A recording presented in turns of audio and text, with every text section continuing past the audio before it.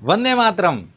आज मन में आजादी का एहसास है, तरंग है, उमंग है, गुरूर है, आजादी का जश्न है। पर फिर भी मेरे मन में एक प्रश्न है कि क्या वाकई हम अपनी सोच से आजाद हो पाए हैं? 1947 में हम सब लोग ब्रिटिश रूल से तो आजाद हो गए, पर आज भी कुछ रूल्स ऐसे हैं जिनके जेल में हम सब बंद हैं, जिनकी वजह से हम उस यात्रा पर नहीं जा सकते जहां पर जाकर हम अपने सपनों का तिरंगा लहरा सकते थे।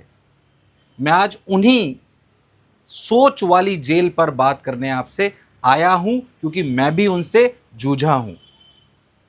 क्या है वो जेल? पहली जेल जो मुझे लगती है, जो आपको, हमको, अभिभावक गणों को, बच्चों को, शिक्षकों को, किसी भी एक आम इंसान को रोके रखती है अपने ड्रीम के पथ पर जाने के लिए, रोकने के लिए, वो क्या है?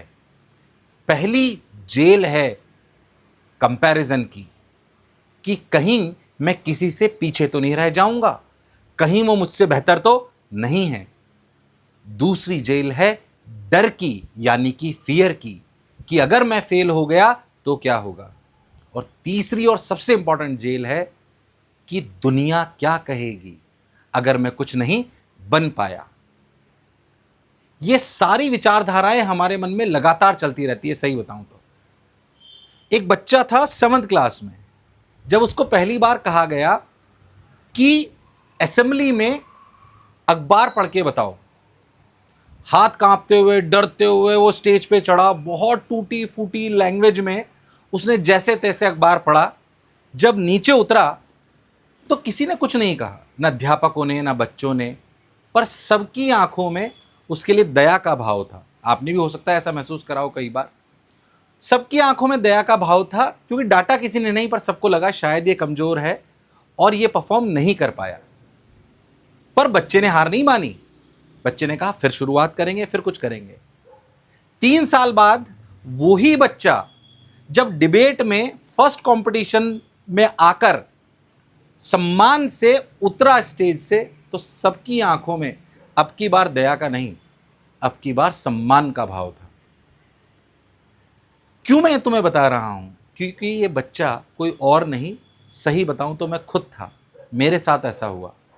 पर ये जो लोगों की आंखों में दया से लेकर सम्मान का भाव जो मैंने देखा, इसका जो आनंद है ये अलग है। और ऐसा नहीं कि ये करना इतना आसान है। जब पहली बार एक शिक्षक के रूप में मैं पढ़ाने गया क्लास में, तो इतना डर था मन में, ज्ञान होते हुए भी, कि पूरे घुटने जो होते हैं वो हिल रहे थे, पूरी बॉडी शिवर कर रही थी। पर मुझे पता था कि यात्रा मुझे आनंद देगी। तो आज मैं आपके सामने निर्भीक होकर, स्वतंत्र होकर अपने सारे विचार रख पाता हूं। एक विद्यार्थी का जीवन जी रहा हूं, सीख भी रहा हूं, सिखा भी रहा हूं, और मुझे लगता है इससे बेहतर जीवन मेरा नहीं हो सकता था। क्यों मैं तुम्हें ये कह रहा हूं, क्यों अभिभावक गणों को ये कह रहा हूं? मैं सभी को ये कहना चाहता हूं, जो भी मुझे सुन रहे हैं, चाहे वो अभिभावक गण हैं, चाहे वो बच्चे हैं, चाहे वो शिक्षक हैं, हमारे बच्चों को इन तीनों रूल्स की जेल से हमें आज़ाद करना है। बच्चों, तुम्हें भी खुद को आज़ाद करना है।